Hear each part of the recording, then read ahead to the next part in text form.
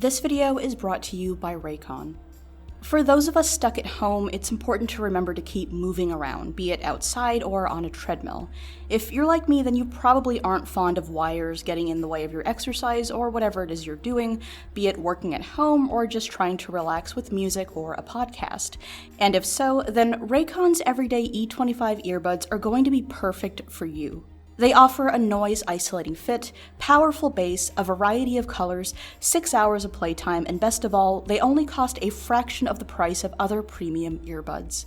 Get 15% off today at buyraycon.com/rainbot or by clicking the link down below. Not only will you be getting yourself a little something, but you'll also be supporting independent true crime content here on YouTube.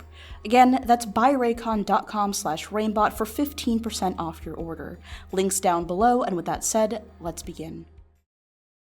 Welcome to episode 4 of Stories from Our Disturbing World, the series where we take a tour of the dark side of reality. And in this episode, we take a look at 5 real-life tales dealing in everything from one of the US's most notorious modern serial killers, all the way to a new bill that could be the next step towards total control for a budding dictatorship. As the title suggests, the content of this video is disturbing. Viewer discretion is advised.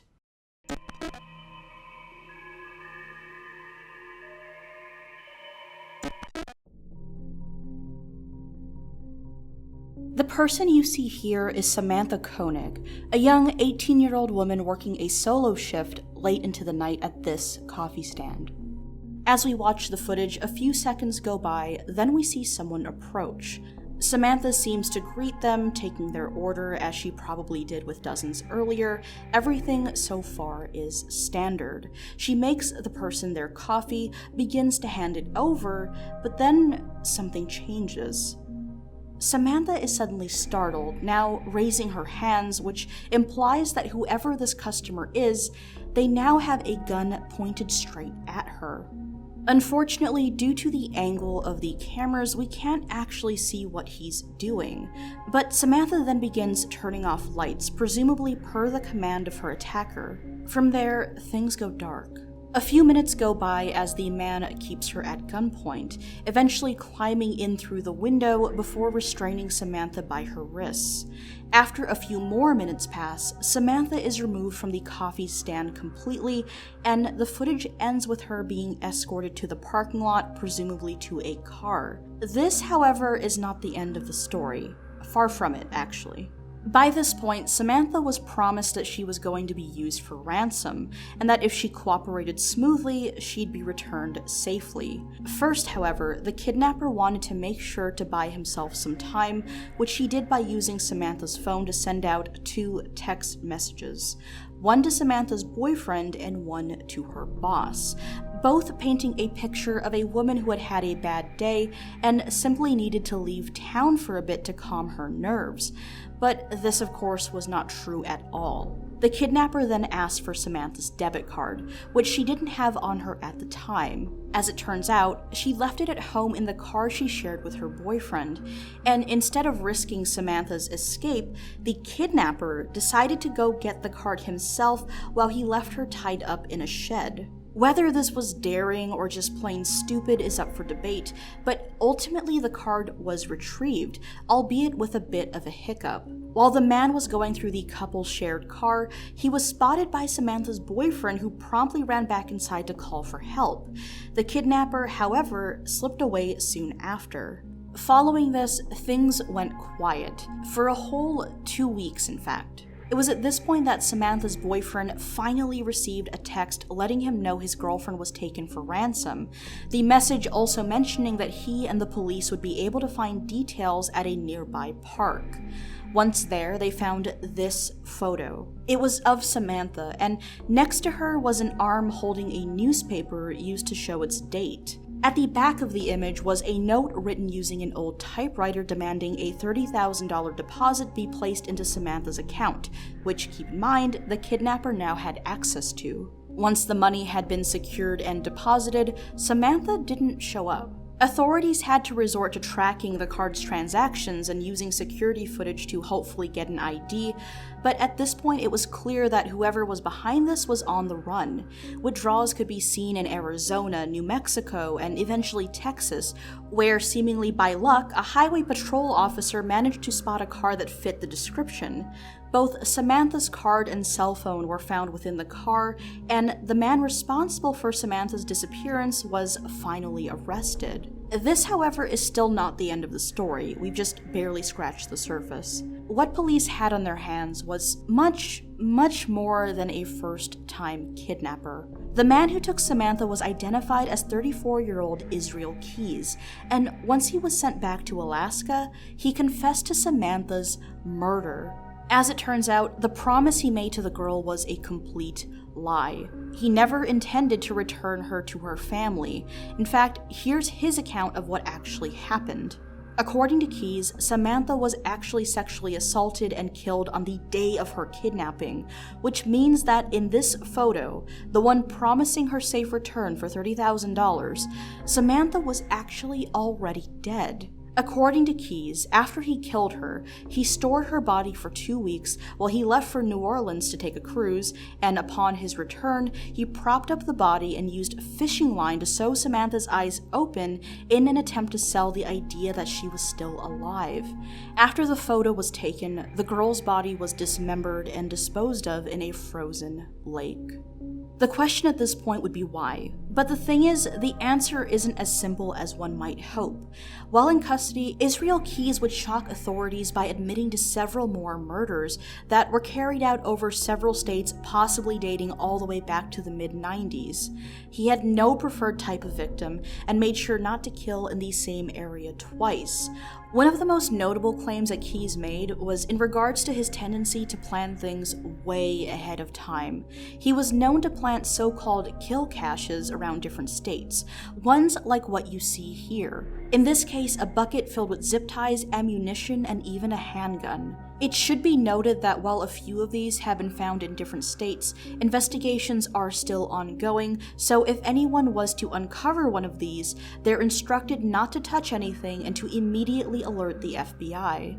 At this point, you may be wondering why authorities don't use Keyes for more information, but that's because he's no longer alive. In December of 2012, the same year of the kidnapping and murder, Keyes would end his own life, taking the details of his other crimes with him to the grave. Ever since then, the FBI has been trying to confirm this man's link to murders all over the country. At this point, the official number of victims is believed to be 11, and just a few weeks ago, investigators revealed this. These were drawn by Keyes and found under his bed following his death. 11 skulls and 1 pentagram, drawn in his own blood. One skull bears the words, "We are one." What it all means, right now, we can't be sure. Overall, the Israel Keyes case is mind-boggling, and there's a lot here I didn't cover about the wider investigation. I do implore you to look more into this for yourself, as authorities have posted his travel logs online and are asking anyone with tips or relevant information to contact the FBI at 1-800-CALL-FBI or fbi.gov.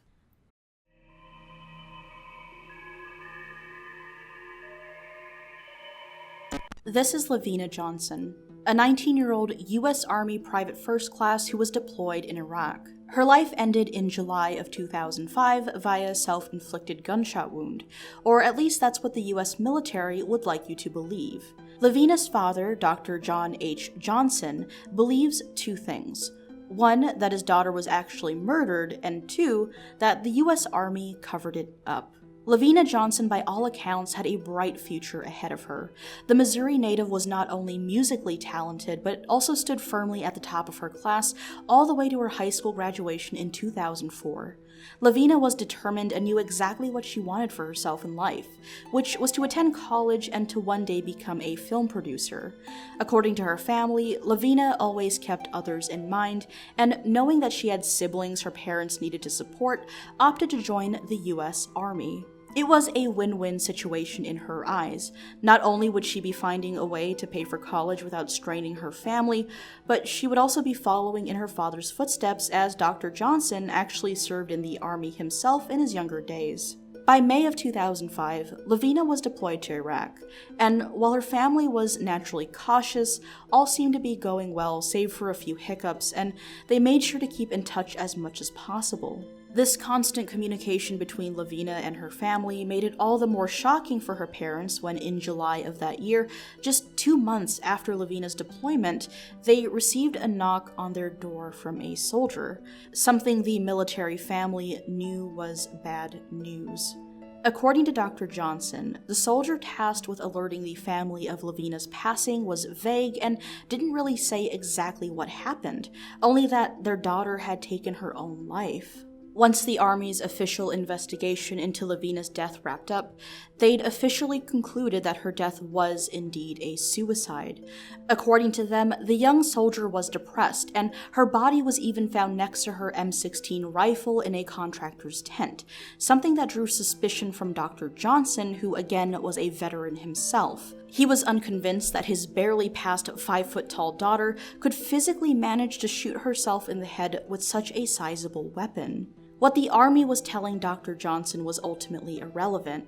He had to see the evidence for himself, something that he had to get help of Congress in order to achieve, and once he did, he was horrified. Crime scene photos show Lavina on her back, fully clothed in PT gear with her right arm resting over her face. To her left is a standard issue cot, and just beyond that is her rifle. Already, this begs the question of how Lavina managed to shoot herself with a weapon that was found beyond her reach. The Army claimed that this was because a medic had removed the rifle in order to perform CPR upon discovery of her body. Why the medic supposedly went all the way around the cot to place it down is unclear. The Johnson family, upon receiving the stockpile of evidence from the U.S. Army, assembled their own investigation team primarily made up of family members who had professional experience in the criminal science field.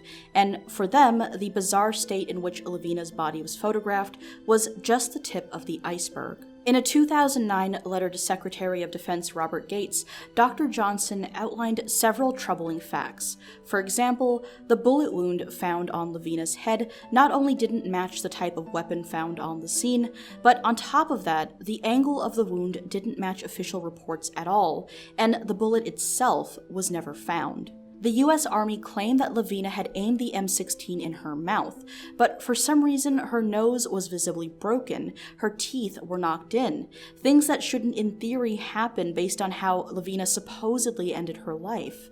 To add to all of this, Lavina, despite being found fully clothed, had signs of genital trauma, which appeared to be caused by acid. Since the case was ruled a suicide from the start, no DNA testing was done to help rule out sexual assault.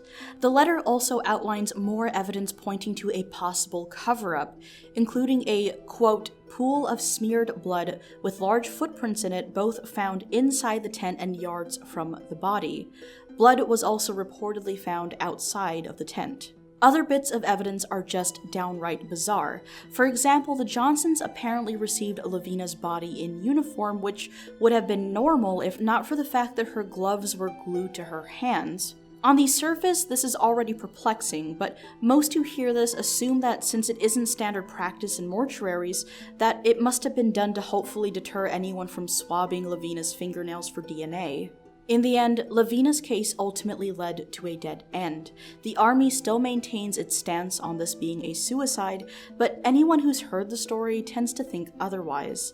In many ways here, it isn't just Lavina's death that was tragic, but what's equally disturbing is the US Army's perceived reluctance to look deeper into this, their lack of empathy or compassion for the family of one of their own who had fallen. Whether this is the result of a cover-up or just lack of caring is legally unclear, but in the end, it seems safe to say that the US Army did not do enough to investigate the Johnsons' concerns.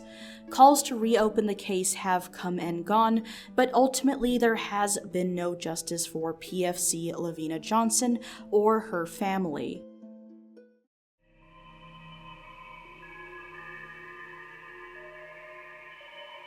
To many of us, the idea of going cave exploring rides the line between interesting and absolutely terrifying.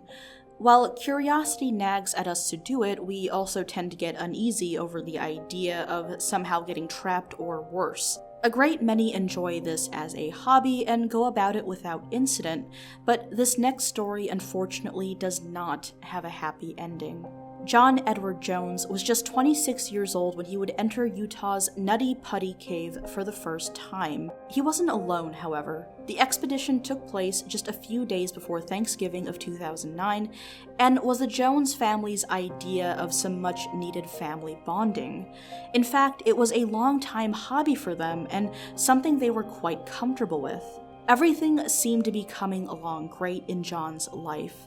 He was a medical student and a new father, and he and his wife were even expecting a second child who John ultimately would never meet. John was starting his new life in Virginia, where he went to school, and as such, it'd been a while since he went cave exploring. Since family and friends were present, it seemed like a low-risk situation, and at approximately 8 p.m., they entered. John and a couple others decided to leave the open chambers in search of a narrow passageway known as the birth canal. Now, to most of us, what John was in search of is already scary enough, but what he ended up finding on accident was much, much worse and ultimately fatal. John came upon a narrow opening.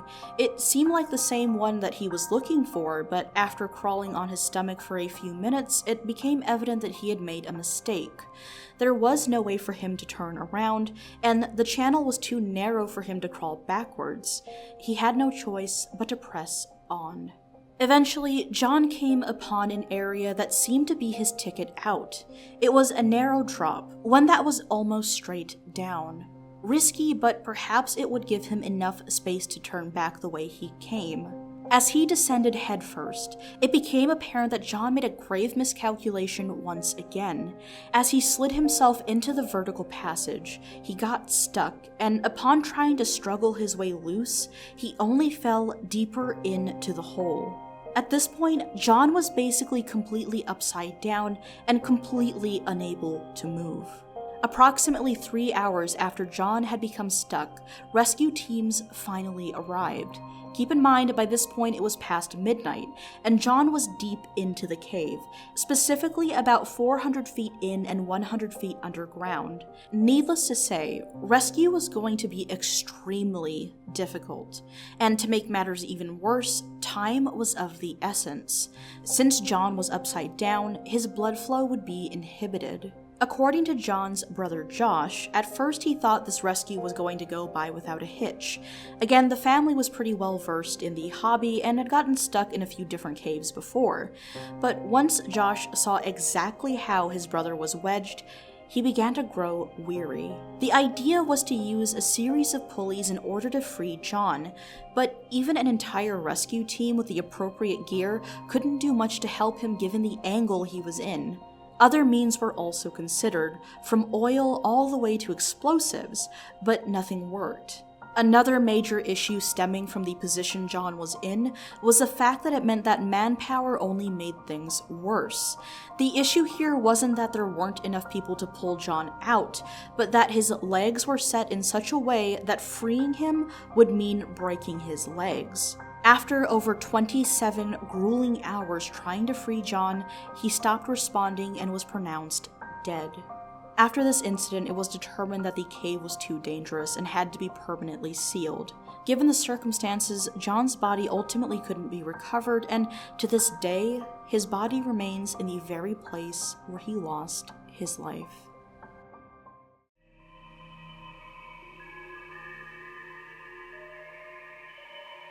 This rather startling image is a police sketch of an infamous Australian serial pedophilic rapist known as Mr. Cruel. Active between 1987 and 1990 with 3 confirmed cases, this man is also the prime suspect behind an abduction and murder. All 4 of these incidents took place within the state of Victoria.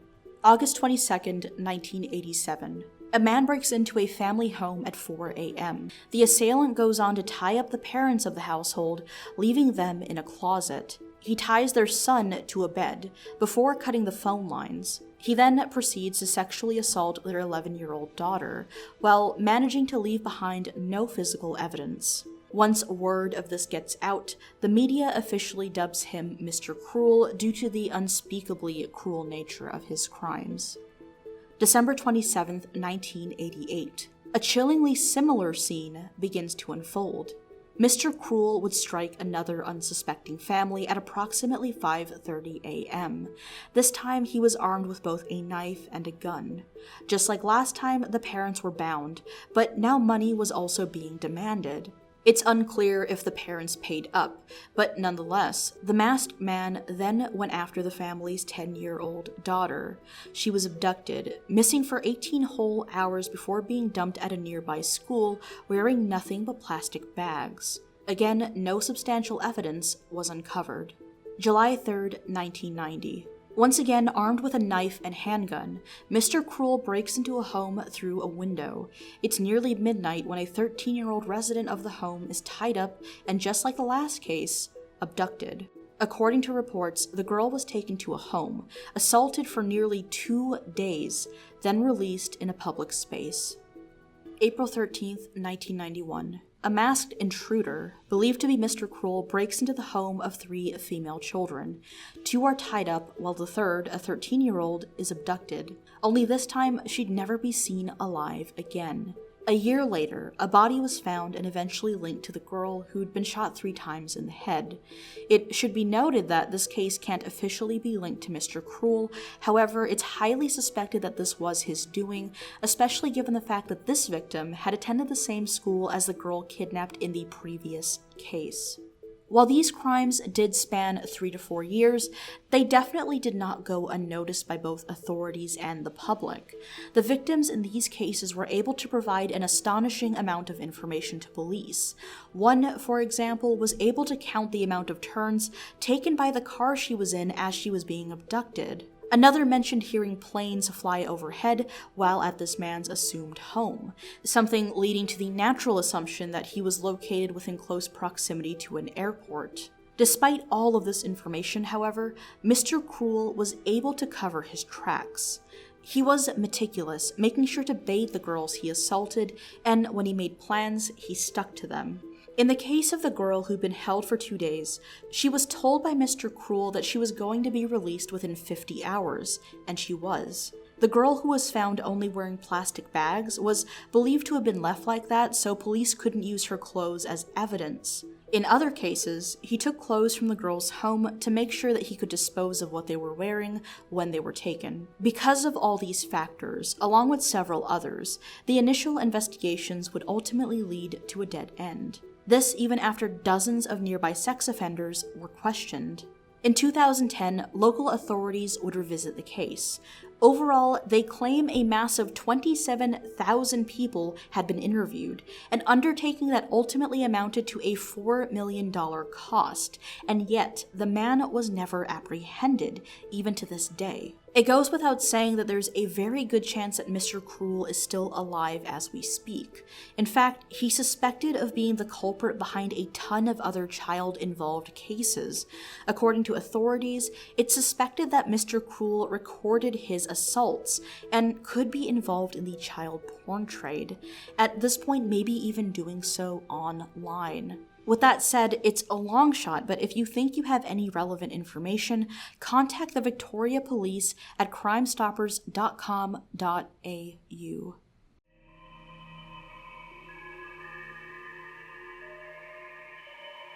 The Philippines is a country that for the most part isn't heavily discussed in the West. Most know it exists, but probably can't say much in regards to its culture, history, and politics. It's a country with a troubled and complicated past, from Spanish and American rule all the way to a 20-year dictatorship. The country is no stranger to tragedy, and unfortunately, that sentiment still rings true to this very day. Just several weeks ago, in the final days of May 2020, Filipino Twitter users began sounding the alarms on a new but familiar issue.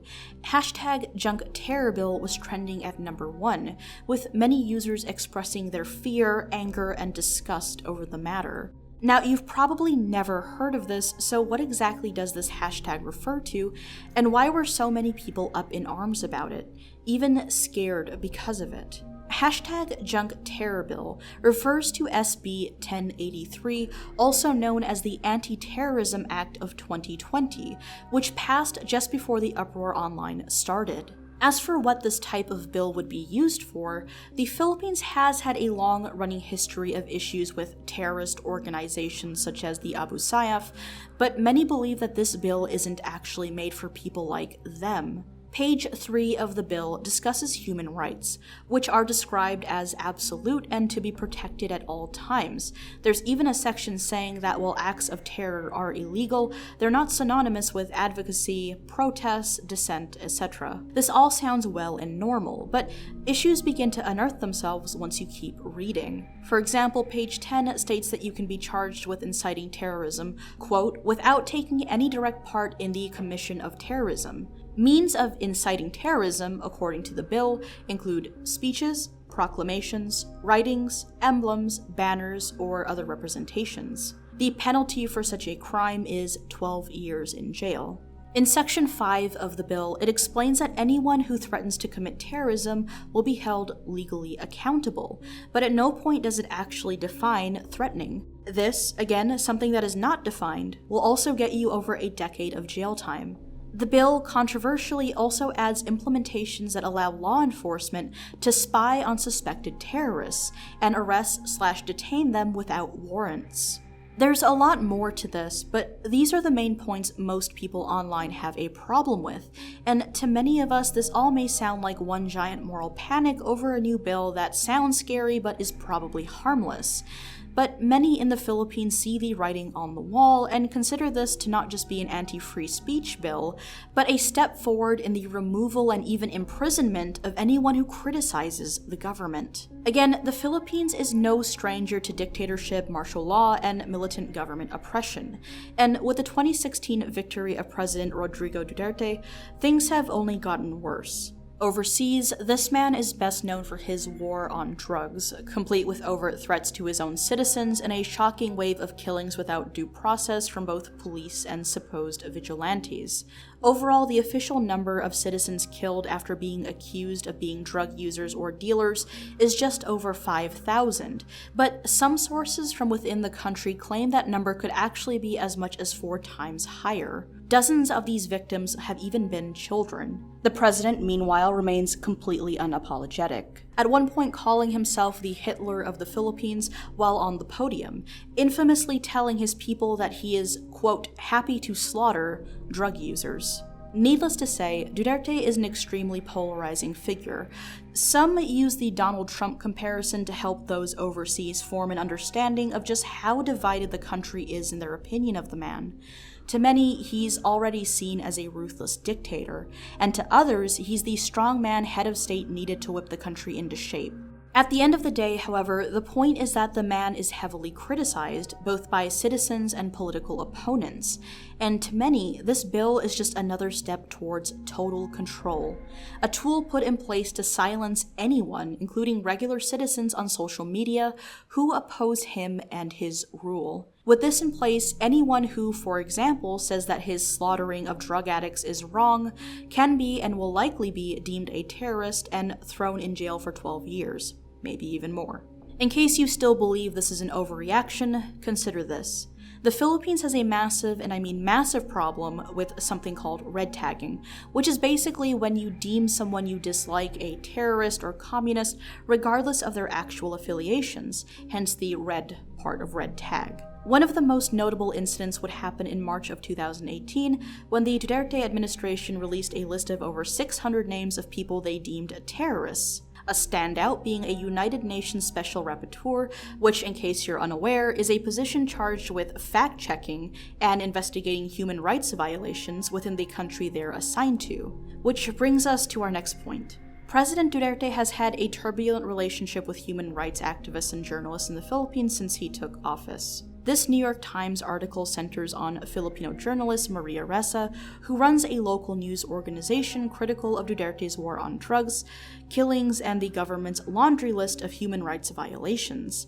In 2019, she was named by the Manila Times as just another cog in a massive conspiracy to destroy the government with fake news and anti-Duterte propaganda. This again for reporting on what the rest of the world sees for what it is. In 2018, the International Federation of Journalists released a report on the state of journalistic freedom in the region of Southeast Asia, and the Philippines came in dead last. Those who report on stories that cast Duterte in a negative light are not only subject to his wrath, but also the wrath of his fanatic supporters who, in many cases, are willing to kill on his behalf. In fact, according to IFJ's report, by 2018, just 2 years into Duterte's rule, 12 journalists had lost their lives. As for those fighting for rights on other fronts, it's the same unfortunate, violent story. According to Global Witness, in 2016, 28 environmental activists were killed. In 2018, 41 were lost. Frontline Defenders, an Irish-based human rights organization, has had a particularly grisly history in the Philippines.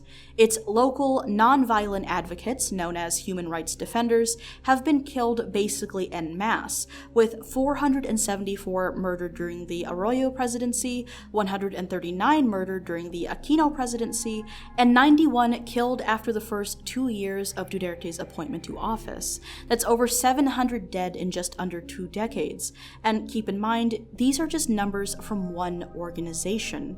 Just recently even, on May 28th of this year, a man by the name of Carlito Badion, an advocate for those suffering from poverty in Ormoc City, Leyte, was found dead. His body burnt and, according to reports, showing signs that suggested torture. In a statement following Carlito's death, those within his advocacy organization claimed that the man had recently been red-tagged, and that he was killed by members of the armed forces. They went on to say that he did nothing but good in his life, devoting it to those in need. They, of course, also condemned the actions of his killers, along with what they described as a brutal administration. Perhaps the scariest thing about all of this is the fact that the Philippine government, despite how upfront it can be about its intentions, rarely ever takes any responsibility for these killings. You hear the same story time and time again. A crying mother will mourn the death of her son, who was suddenly rushed by men with guns, who shot him dead and then left. This is also what happened to a lot of the 700 murdered frontline defenders. Someone shows up, shoots, then bails. If it weren't for their connections and political leanings, all of this would almost seem like random acts of violence, but they're not. Be it the work of corrupt police, soldiers, or armed vigilantes killing in the name of the president, the Philippines has a lot of demons to sort out, and a lot of people are terrified right now. Since the new anti-terror bill has passed, a lot of Filipinos are left wondering if this is finally the moment where Duterte flips the switch and enacts total control. Suddenly, even those who aren't activists or journalists are scared for their lives even. Still, many are speaking out, insisting that activism and wanting things to get better isn't and should not be deemed as terrorism, especially by a government that kills thousands of its own people. The future for the country is definitely uncertain, and as things stand right now, things are only getting worse. It's difficult to say what can even be done about it. I'm going to speak personally for a second, say that when I was growing up in the Philippines in the early 2000s, things definitely weren't perfect, but I'd hoped for a long time that somewhere down the road things would get better, and to be honest, that dream has kind of been shattered. Having said that, though, the country is extremely resilient and has made its way out of dictatorships before, one can only hope that this time around things will start to improve sooner than later. These were 5 stories from our very own disturbing world, real-life tales that remind us that true horror lurks just around the corner, even in everyday life. If you enjoyed this video, consider subscribing, as there will definitely be more. But in the meantime, check out other episodes in the series, and if you have a story that you'd like to see make an appearance on the show, feel free to drop me a line at reignbotinbox@gmail.com. This video would not be possible without the help of my supporters on Patreon, but especially the following people: AJ Runaway, Amy, Base of Shadow, Bloody the Elf, Isaac, Eric M, Esper Nix, Fern, Lance, Tyler T, Ulysses, Aaron V, Amelia, Andrew L, Astro, Benjamin M, Connor H, Daniel G, Eric H, Francisco B, Guillermo M, Jake J, James M, Joel H, Keith Z, Luck B, Matt J, Melody, Nick B, Pezu S. Estrada, Scorian S, Sophie A, T. Gorman, Zerai, and AJ M. Again, thank you guys so much, and I'll see you all next time.